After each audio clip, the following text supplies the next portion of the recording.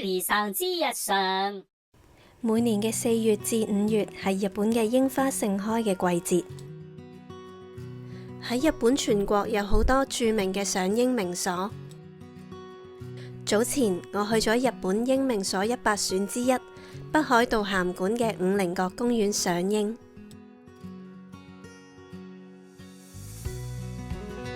喺五稜郭公園最出名係呢度嘅櫻花樹林，有超過1500棵櫻花樹同時盛開，非常之適合打卡。